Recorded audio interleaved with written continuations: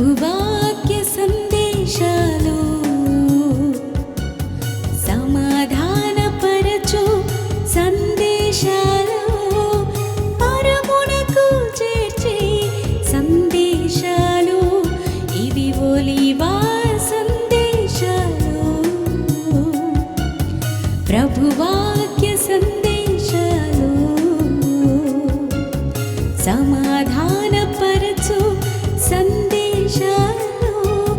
పరమునకు చేర్చే సందేశాలు ఇవి ఒలీవా సందేశాలు. ప్రతి ఒక్కరికి కూడా ప్రభువైన యేసుక్రీస్తు వారి యొక్క శ్రేష్టమైన నామములో వందనాలు తెలియజేస్తూ ఉన్నాను. ప్రైజ్ ది లార్డ్, హల్లెలూయా. పరిశుద్ధ గ్రంథంలో నుంచి కీర్తనలు 91వ కీర్తన 14, 15, 16 వచనాలు చదివి సహకరించవలసిందిగా మనవి చేస్తూ ఉన్నా. అతడు నన్ను ప్రేమించుచున్నాడు గనక నేను అతనిని తప్పించెదను. అతడు నా నామమును ఎరిగిన వాడు గనక నేను అతనిని గణపరిచెదను. అతడు నాకు మొరపెట్టగా నేను అతనికి ఉత్తరం ఇచ్చేదను.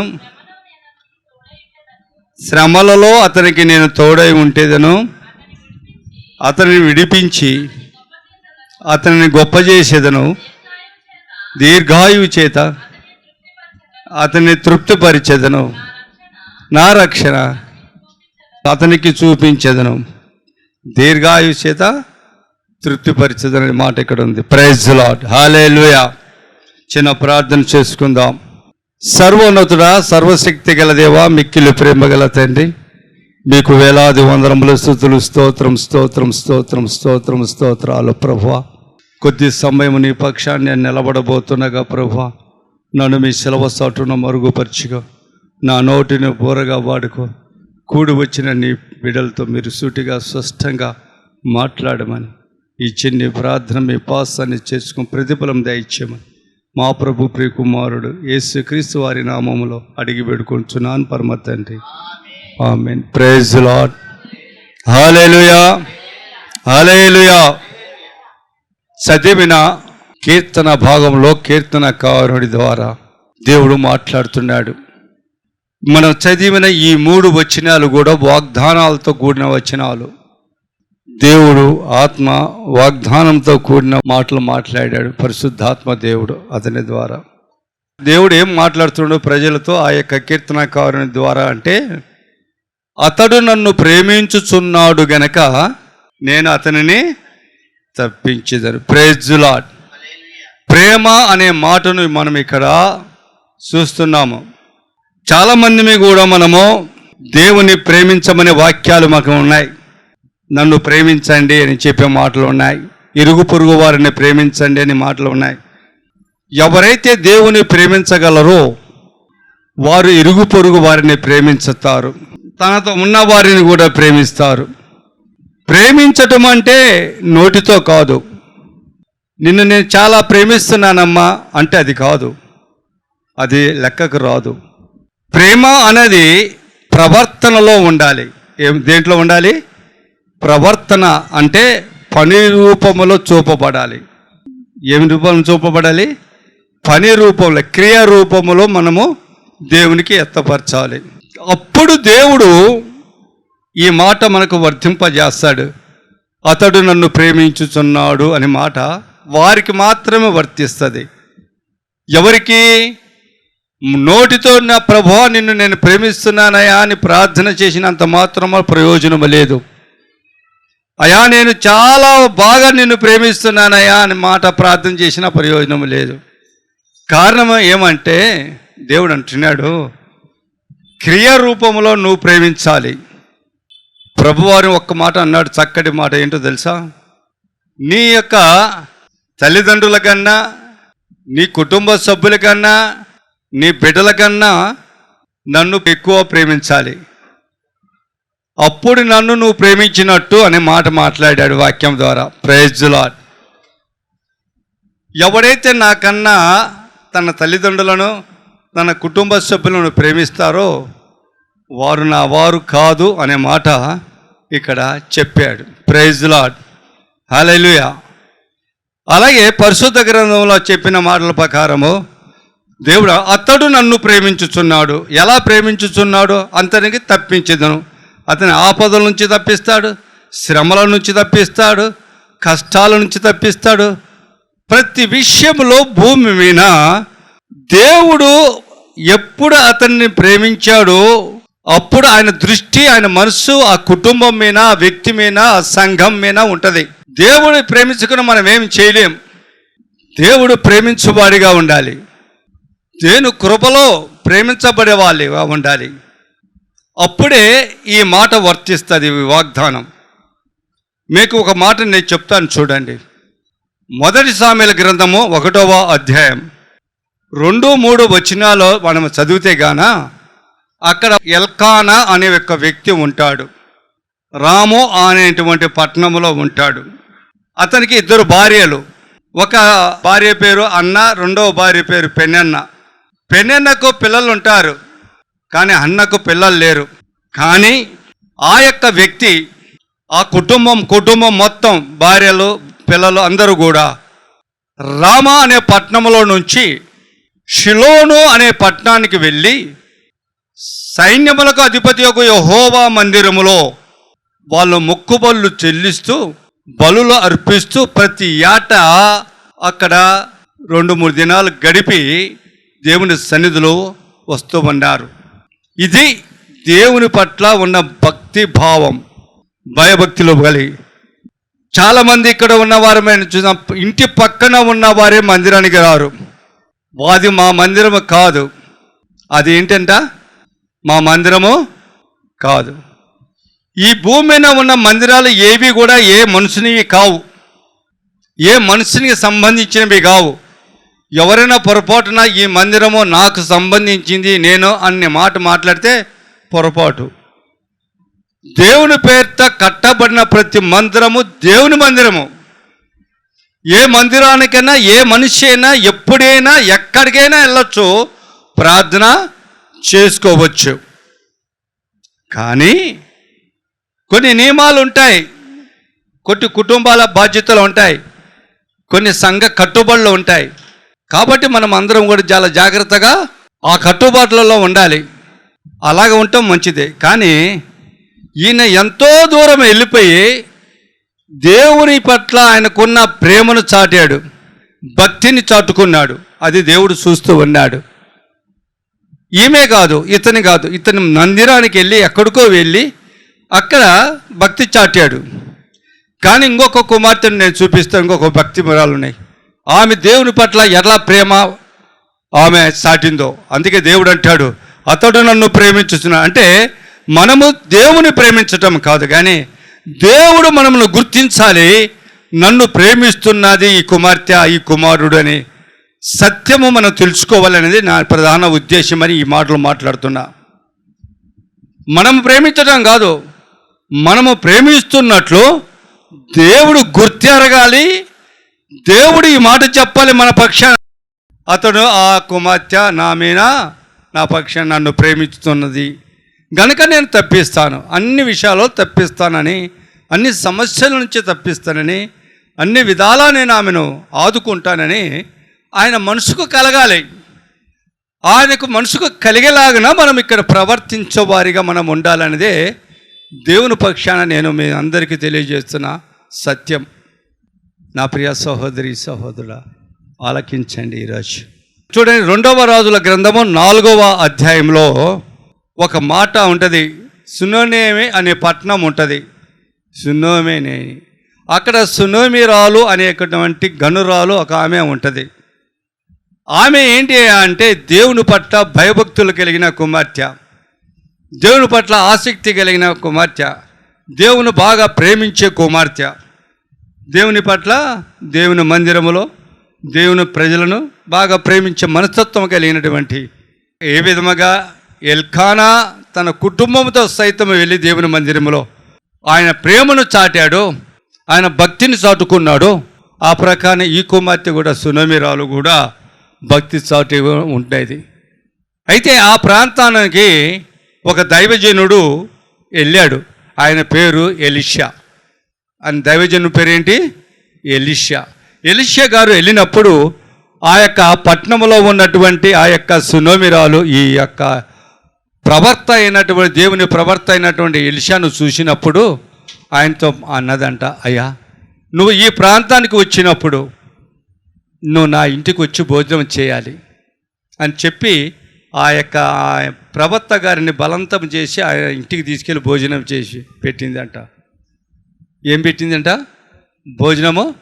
బలవంతంగా భోజనం పెట్టి, నువ్వు ఇక మీదట, ఈరోజే కాదు ఇక మీదట ఎప్పుడు ఈ ప్రాంతానికి ఈ యొక్క పరిసరానికి వచ్చేగాన మా ఇంటికి రావాలి, మా ఇంట్లోనే భోజనము నువ్వు చెయ్యాలి అని ఆయనను బ్రతిమిలాడింది. దానికి అతని ప్రవర్త అంగీకరించాడు. Praise the lord. ఈనాడు ఎవరైనా మన ఇంటికి ఎక్స్ట్రా వస్తే గాన లేదా ఎవరైనా వస్తున్నారు అంటే మనము ఈ రోజులలో మనం పెట్టడానికి కానీ వారికి పరిచర్య చేయటానికి కానీ మనసు లేని మనస్తత్వము కలిగిన మనుషులుగా ఉన్నాము చాలామంది. వాళ్ళకు పెడితే మనకేంటి లాభము అనే స్వభావం. వారికి మనము చేస్తే పరిచర్య, అది దేవుని సేవకుడైనా సరే, భక్తిపరులైన వారు సరే, బంధువులైనా సరే, ఇతరులు ఇరుగు పొరుగు వారైనా సరే, ఎవరైనా వారికి మనం పరిచర్య చేస్తే లేదా వారికి ఒక ముద్ద భోజనం పెడితే లేదా ఒక గ్లాసు మంచినీళ్ళు ఇస్తే మనకేంటి లాభము అనే స్వార్థ బుద్ధి చాలామందిలో ఉన్నది. వాళ్ళ క్రైస్తవులే, నేను క్రైస్తవులు కాదంటం లేదు, బైబిల్ చదువుతారు, పాటలు పాడతారు, ఘనంగా దేవుణ్ణి స్తుతిస్తారు, మంచిదే.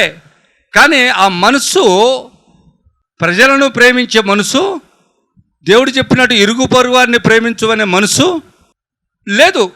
నోటితో ప్రేమించటమే కానీ క్రియా రూపము లేదు. క్రియ అంటే చేష్టలు, అంటే ప్రవర్తన లేదు. ఆ ప్రవర్తన లేకపోతే దేవుడు ప్రేమించినట్టు కాదు, వీరు దేవుణ్ణి ప్రేమించినట్టు అంతకన్నా కాదు. ఆ యొక్క సునోమిరాలు ఆయనకు చెప్పినప్పుడు ఆయన అక్కడికి ఆ ఇంటికి వెళ్ళి అటు వెళ్ళినప్పుడల్లా భోజనం చేసి వచ్చేవాడంట. కొన్ని దినాలు గడిచిన తర్వాత ఆమె తన భర్తతో మాట్లాడుతుంది ఈ విధంగా. చదువమ్మా, 2వ రాజుల గ్రంథము 4వ అధ్యాయం 9-10 వచనాలు చదువు.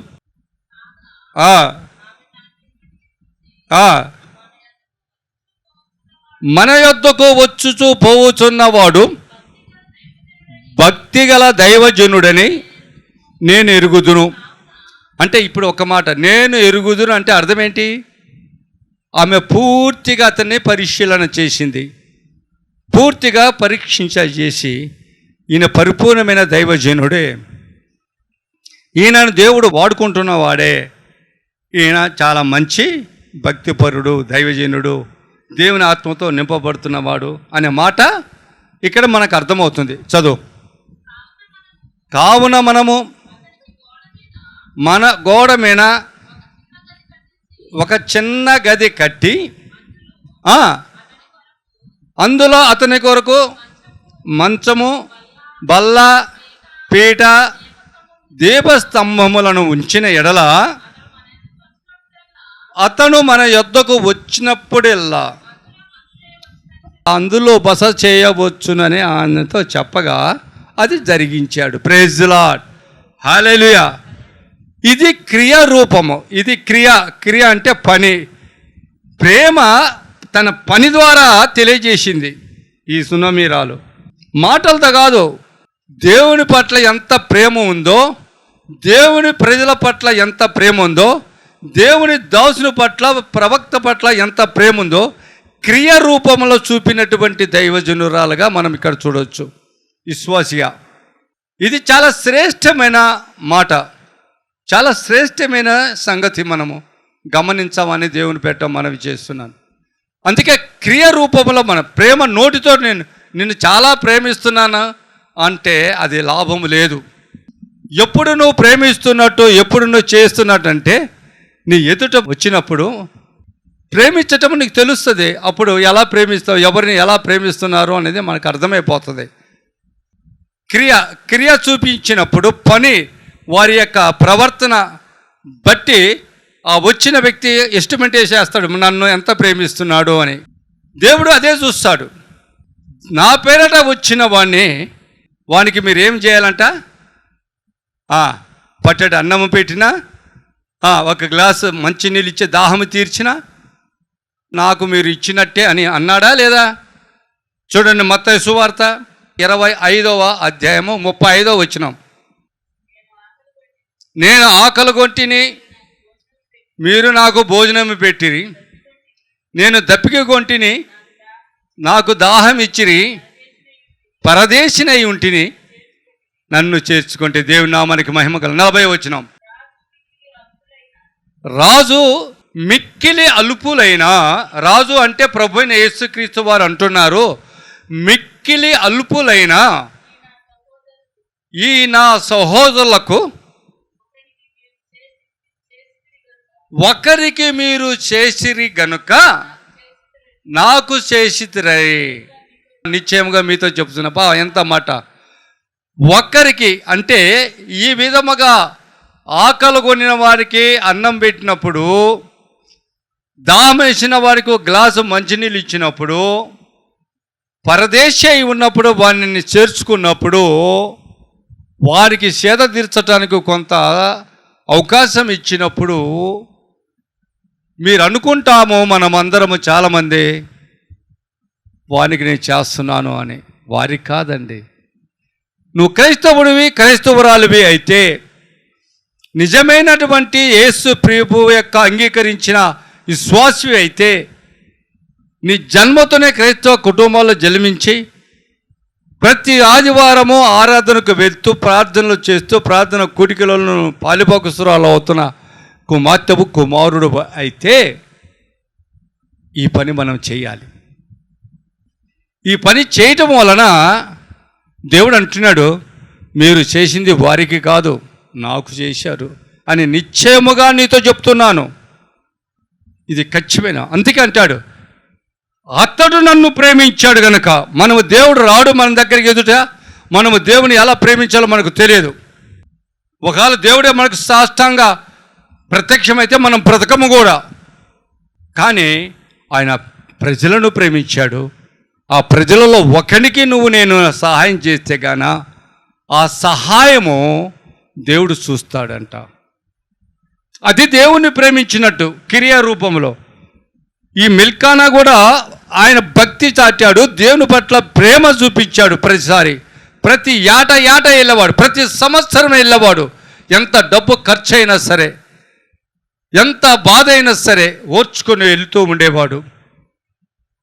అలాగే ఈ యొక్క కూడా తన యొక్క భర్తకు చెప్పి తనకు కలిగిన దాంట్లోనే సమస్తమును కూడా ఆ యొక్క గోడ పైన ఒక గది కట్టి, ఆ గదిలో చక్కగా మంచం ఒకటి తయారు చేసి, బల్ల ఒకటి తయారు చేసి, పీట చేసి, దీపస్తంభం తయారు చేసి, అతను వచ్చి ప్రతిసారి బస చేసి విశ్రాంతి తీసుకోవటానికి ఆమె చేసిన ఆ యొక్క గొప్ప పని దేవుడు చూస్తూ ఉన్నాడు. Praise lord.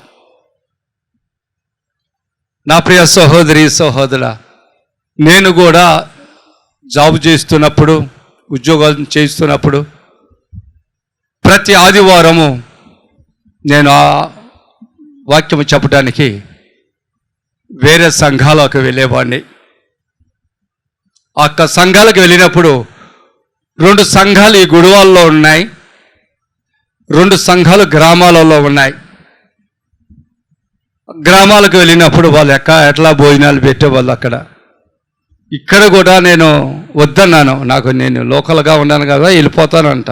కానీ వద్దు, మీరు వచ్చారు వాక్యం చెప్తున్నారు, మీరు కానుక కూడా తీసుకోరు మా దగ్గర, కాబట్టి మీరు భోజనం జన్న చేసి వెళ్ళాలని ఆ సంఘ బిడ్డలకు చెప్పి అయ్యగారు వచ్చినప్పుడు నెలకు ఒక్కసారి వెళ్ళటం, వాళ్ళకి నెలకు ఒక్కసారి ఆ మందిరానికి వెళ్ళటమని.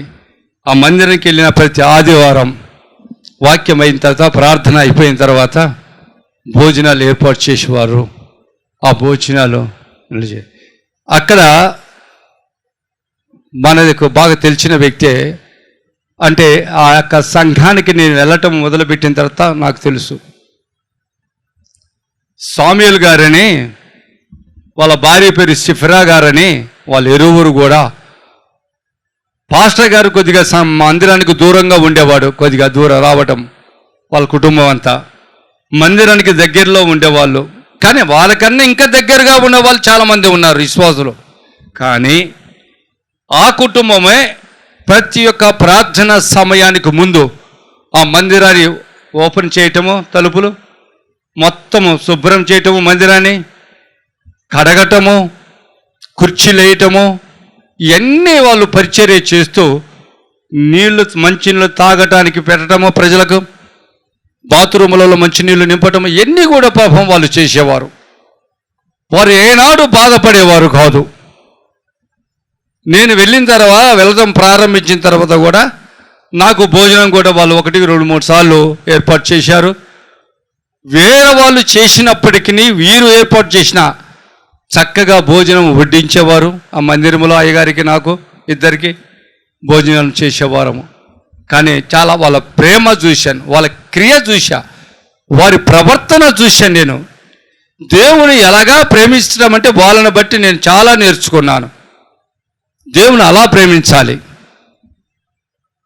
దేవుని నేను ప్రేమిస్తున్నాను, దేవుని భయభక్తులు కలిగి జీవిస్తున్నానని అనేక మంది నోటి ద్వారా చెప్తారు, కానీ క్రియ రూపంలో ఉండవు. కానీ ఆ కుటుంబాన్ని చూశాను, ఆ మందిరంలో వారు క్రియ రూపంలో దేవుణ్ణి ప్రేమించేవారుగా ఉన్నారు. Praise the Lord. అందుకనే 5-6 నెలలు అయిన తర్వాత వాళ్ళ అమ్మాయికి పెళ్లి జరిగింది. లావణ్య అని ఆ అమ్మాయికి పెళ్లి జరిగింది. పెళ్లి జరిగిన తర్వాత ఆదివారం నేను వెళ్ళాను. ఆదివారం వెళ్ళినప్పుడు ఎప్పటిలాగే వాళ్ళిద్దరు భార్య భర్తలు నా దగ్గరికి తీసుకుని వచ్చి, మరి అయ్యగారు కూడా ప్రార్థన చేయండి అయ్యగారు అన్నాడు. నేను ప్రార్థన చేశా. ప్రార్థన చేసినప్పుడు దేవుడు నాకు బయలుపరిచిన విషయాన్ని చెప్పా. అమ్మా, నీకు దేవుడు త్వరగా గర్భాన్ని ఇవ్వబోతున్నాడు, అంతేకాదు నీవు మగపిల్లవాడిని ప్రసవిస్తావని కూడా నేను చెప్పా. చాలా సంతోషపడినది ఆ కుమార్తె. ఆ తర్వాత దేవుడు చెప్పిన ప్రకారము, దేవుడు నా నోటి నుంచి పలికించిన ప్రకారం ఒక 1-2 నెలల్లోపే ఆ కుమార్తెకు వివాహము కూడా అయి కుమారుడు కూడా జన్మించాడు దేవుడు చెప్పిన ప్రకారం. నేను ఎందుకు ఈ మాటలు చెప్తున్నానంటే, అనేక విషయాలు వాళ్ళ కుటుంబాన్ని గురించి నేను ప్రార్థన చేసేటప్పుడు నాకు బయలుపరిచిన సంగతులు నేను చాలా చెప్పా. భాస్కర్కు యాక్సిడెంట్ అవుతుంది, జాగ్రత్త, వాడిని చెప్పండి, వాడిని జాగ్రత్త బండి నడపమని అని. కానీ అదే బంటుమల్లి రోడ్లో బండి వెళ్తా చాలా ఇరుసుకొని పడిపోయాడు. ఆ యొక్క యాక్సిడెంట్ అయింది. వాళ్ళు నమ్మటం ప్రారంభించారు, అయ్యగారికి దేవుడు ఆత్మ బయలుపరుస్తున్నాడు అనే సంగతి వాళ్ళకు తెలిసి. అదే కాదు, చాలా సంగతులు చెప్పాను, చాలా విషయాలు వాళ్ళ కుటుంబంలో నేను ప్రార్థన చేసినప్పుడు బయలుపరిచినవి చెప్పా. వాళ్ళు నమ్మారు. నేను అంటాం ఏంటంటే, ఎందుకు వాళ్ళ మాట చెప్తున్నానంటే, ఇది వాస్తవంగా చూసిన సాక్ష్యం అన్నమాట వారి జీవితాలలో. ఇలా ఆ యొక్క ఎల్కానా కుటుంబాన్ని కాదు దేవుడు చూసింది, ఆ సునోమిరాలనే కాదు దేవుడు చూసింది, ఈ కుమార్తెను కూడా దేవుడు చూశాడు. ఈ కుటుంబాన్ని, స్వామిలు గారిని, షిఫ్రా గారిని, లావణ్యను, తన భర్త అభిషేక్ రాజును కూడా దేవుడు తన కనుదృష్టి ద్వారా చూశాడు. Praise the lord. సునోమిరాలకి సంతానము లేదు. ఈ దైవజనుడు ప్రార్థన చేసినప్పుడు ఈమె ఎందుకు నా యందు ఇలా, చూడమ్మా 13వ వచనం చదువు, 2వ రాజుల గ్రంథం 4వ అధ్యాయం 13వ వచనం చదువు. దైవజనుడు అనుకుంటున్నాడు, మనుషులు అనుకుంటున్నాడు, ఇవన్నీ చేసింది, గది కట్టింది, మంచము ఏర్పాటు చేసింది, బల్ల ఏర్పాటు చేసింది, పీట ఏర్పాటు చేసింది, ఈ దీపస్తంభం ఏర్పాటు చేసింది. ఇంత భక్తి శ్రద్ధలతో చేయటానికి కారణం ఏంటి? చదువుమా. అతడు ఇంత శ్రద్ధాభక్తులు మా యందు కనపరచటానికి నీకు నేను అప్పుడు ఆయనకు ఆలోచన వచ్చింది, ఏం చేయాలి ఈమె గురించి, నా గురించి ఏమైనా ఆశిస్తుందా, నా గురించి ఏమైనా చేయాలనుకుంటుందా అని అడగమని గెహాజీని పంపినప్పుడు ఆమె అన్నది, నా స్వకీయుల దగ్గర నేను ఉన్నాను, నాకేం అవసరం లేదు అన్నది. తర్వాత ఎలీషా గారితో అన్నాడు గెహాజీ, అయ్యా ఆమె భర్త ముసలివాడయ్యా. అప్పుడు ఏంటంటే భార్య చనిపోతే మళ్ళీ వెంటనే రెండో భార్యను చేసుకునేవాళ్ళు, వయసును చూసేటోళ్ళు కాదు. ఆస్తి కోసమో లేకుండా ఇంకా దేనికోసం చేసేవారు. ఈనాడు చాలా వరకు జరుగుతున్నాయి. కాబట్టి ఆమెకు సంతానం లేదు, కుమారుడు లేడయ్యా అన్నాడు.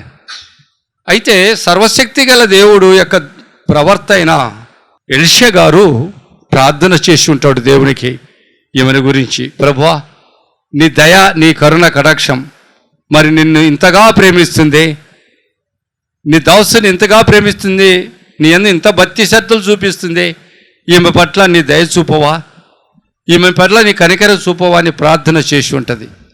అప్పుడు నా ప్రియ సహోదరి సహోదరుడా, దేవుడు బయలుపరిచాడు. పరిచిన ప్రకారం ఆమెను పిలవమంటాడు. పిలిచినప్పుడు ఎలీషా మాట్లాడుతున్నాడు. 16 వచనం ఎలీషా, మరసటి ఏట ఈ ఋతువున నీ కౌగిట కుమారుడు ఉండునని ఆమెతో అనెను. ఆమె ఆ మాట విని, దైవజనుడువైన ఏలినవాడా, అలాగూ పలకవద్దు, నీ దాసురాలనైన నాతో అబద్ధం ఆడవద్దని అనెను. పిమ్మట స్త్రీ గర్భవతి అయి మరసటి వేట ఎలీషా తనతో చెప్పిన కాలమున కుమారుని కలను. Praise Lord. కుమారుని కనింది. దేవుని కృపను బట్టి బాగానే జరిగింది. కానీ కొంత అనారోగ్యం వచ్చింది ఆ బాలుడికి, జ్వరం వలన ఏదో అతను మరణించాడు. 20వ వచనం, వాడు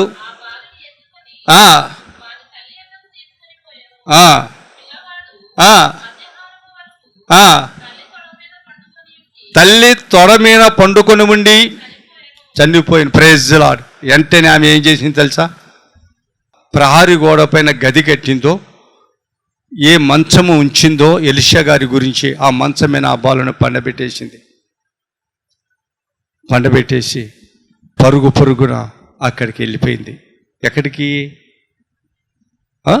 దేవుని యొక్క ప్రవక్త ఎక్కడ ఉన్నాడో ఆ ప్రవక్త దగ్గరికి వెళ్ళిపోయింది. Praise Lord. ఒలీవ సందేశాలు, ప్రభువాక్య సందేశాలు, సమాధానపరచు సందేశాలు, పరమునకు చేర్చే సందేశాలు, ఇవి ఒలీవ సందేశాలు, ప్రభువాక్య సందేశాలు, సమా